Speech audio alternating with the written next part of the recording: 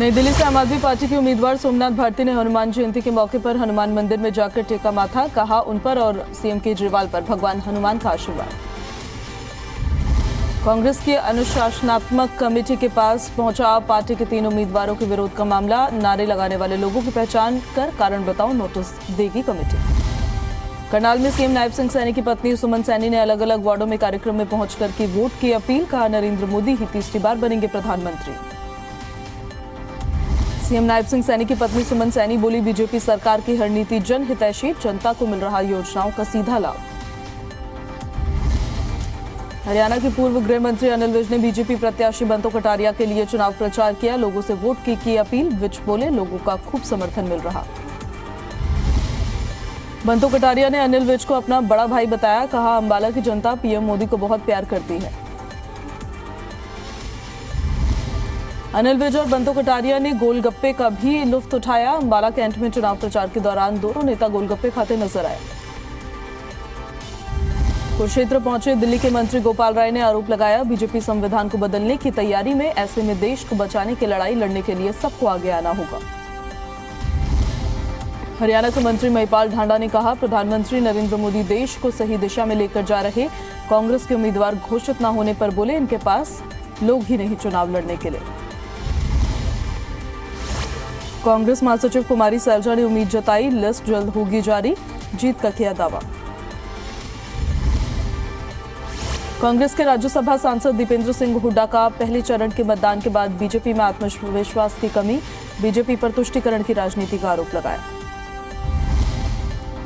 कांग्रेस के उम्मीदवारों की लिस्ट पर दीपेंद्र हुड्डा ने कहा, अंदरूनी विचार विमर्श और प्रक्रिया पूरी, जल्द होगी टिकटों की घोषणा। पूर्व सीएम मनोहर लाल ने बीजेपी के अकेले चुनावी मैदान में होने वाले बयान पर दीपेंद्र हुड्डा ने कहा, मैदान में अकेले उछल कूद रही बीजेपी, दूसरा पहलवान आने पर जल्द होगी कुश्ती शुरू।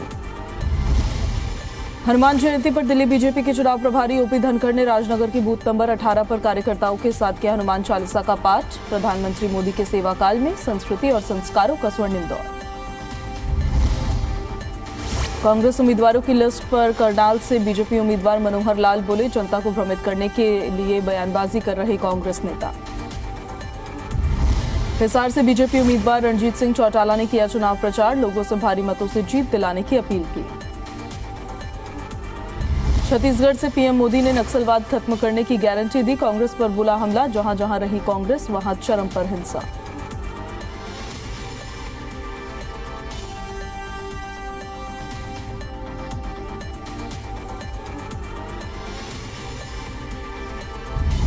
कांग्रेस अध्यक्ष मल्लिकार्जुन खड़गे ने मोदी सरकार पर साधा निशाना, बोले मोदी जी ने चला राखी है बड़ी लॉन्ड्री मशीन।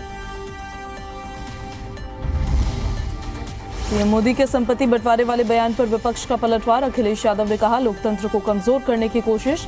पीएम का बयान बता रहा वो चुनाव हार चुके हैं। बेंगलुरु में केंद्रीय गृह मंत्री अमित शाह ने किया रोड शो, रैली में उमड़ी बीजेपी समर्थकों की भारी भीड़। पश्चिम बंगाल में केंद्रीय गृह मंत्री अमित शाह ने भरी हुंकार, संदेश खाली को लेकर ममता सरकार पर साधा निशाना, कहा एक बार सरकार बना दो, ममता के गुंडों को उल्टा लटका देंगे। अमित शाह का ममता सरकार पर हमला, कहा घुसपैठियों को बढ़ावा और शरणार्थियों की नागरिकता का करती है विरोध। सीएए पर चिदंबरम के बयान पर केंद्रीय गृह मंत्री अमित शाह का पलटवार, कहा तुष्टीकरण की राजनीति से बाहर निकले कांग्रेस, सीएए होगा लागू।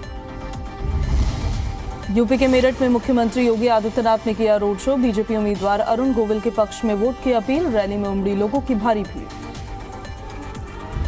यूपी के सीएम योगी आदित्यनाथ ने कांग्रेस के घोषणा पत्र पर साधा निशाना, बोले सरकार में आई कांग्रेस तो देश में चलेगा शरिया कानून। एमपी के रीवा में बीजेपी अध्यक्ष जेपी नड्डा का इंडिया गठबंधन पर प्रहार, कहा मोदी जी कहते हैं भ्रष्टाचार हटाओ, ये कहते हैं भ्रष्टाचारी बचाओ। कर्नाटक के चित्रदुर्ग में कांग्रेस महासचिव प्रियंका गांधी की रैली, बेरोजगारी महंगाई को लेकर बीजेपी को घेरा, कहा दोस्तों को दी जा रही देश की संपत्ति। पटना साहिब से मीरा कुमार के बेटे अंशुल अभिजीत होंगे कांग्रेस उम्मीदवार, बीजेपी के रविशंकर प्रसाद से होगा मुकाबला।